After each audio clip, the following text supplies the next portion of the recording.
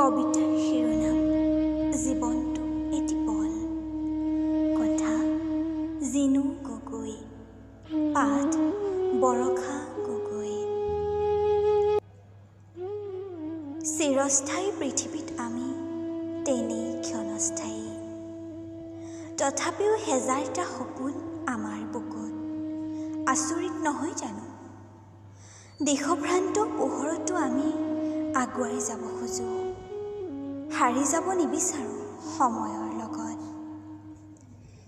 জীৱনৰ পৰিধি কিমান আমি তাকো নাজানো, জানো মাথো আমি সদায় আগবাঢ়ি যাব লাগে।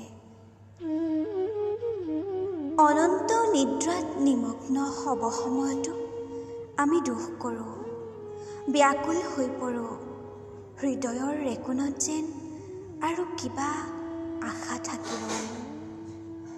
বুদ্ধিৰ তৃপ্তি প্ৰকাশ হয় পৃথিৱীৰ প্ৰত্যেকজন মানুহৰ চকুত।